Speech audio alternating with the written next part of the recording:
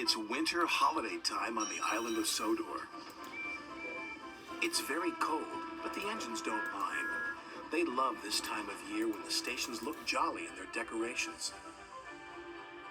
There was plenty of work with passengers and parcels to be delivered, no matter what the weather.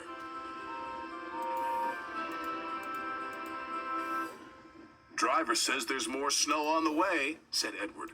We'll soon be wearing our snow plows, said James. You'll enjoy that, won't you, Thomas? Teased Henry. You know I won't, said Thomas. I don't like my snow plow. Wow.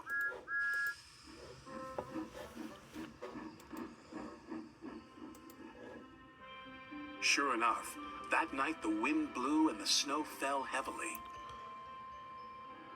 Oh dear. The next morning, Sir Topham Hatt arrived. He told the engines they were to have snow plows fitted. And you are to collect a special from Callan Station. It's needed for the village feast on Toby's branch line. Thomas was excited about his special, but not about his snow plow. Please, sir, my plow is awkward and uncomfortable. Do I have to wear it? Everyone has to wear a snow plow, said Sir Topham Hatt. The fitters, his driver, and firemen all helped with Thomas's snowplow. We'll have to try that again, laughed his driver. Big with Thomas's snowplow. We'll have to try that again, laughed his driver. Big, horrid, awkward thing, Thomas grumbled. He was much happier when he arrived at Callan Station and saw his special. It was a beautiful Christmas tree. The tree will have lights and stand in the middle of the village, said Edward. Make sure you get it to Toby safely. I will, said Thomas.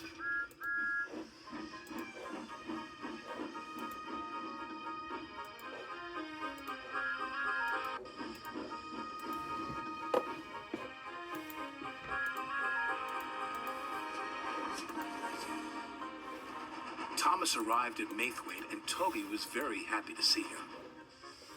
The villagers will be delighted with this tree, Toby said. I'm glad you have your snowplow. I can't clear the snowdrifts by myself.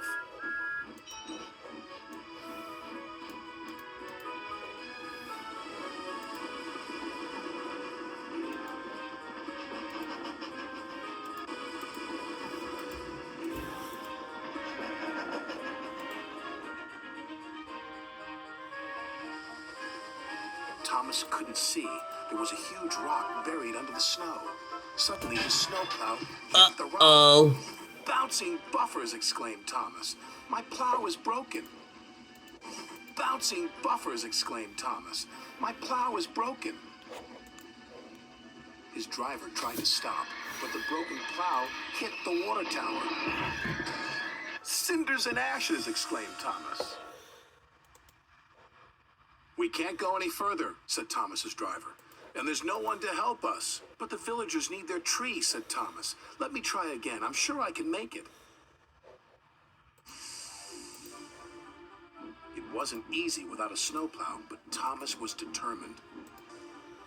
It wasn't easy without a snowplow, but Thomas was determined.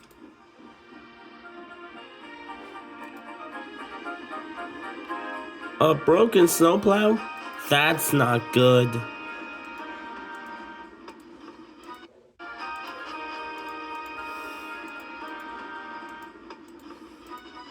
Pushed and he pushed and he pushed.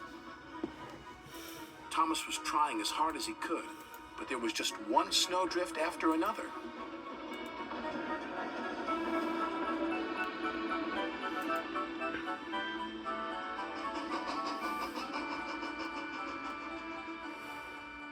Finally, Thomas and Toby were pulling into the village station. Thomas whistled, and finally, Thomas and Toby were pulling into the village station. Thomas whistled, and the villagers cheered when they saw their beautiful tree. Hooray, they said, hooray! The next day, Sir Topham Hatt sent for Thomas. Thomas was worried. What would Sir Topham Hatt say about his broken snowplow? But Sir Topham Hatt wasn't cross. He was very pleased. The villagers had a wonderful feast, he said. You were very brave to take on that snow without a plow. Thank you, sir, said Thomas. As you know, continued Sir Topham Hatt, there are no spare snowplows, so you'll just have to do without yours for a while. Oh, thank you, sir, grinned Thomas.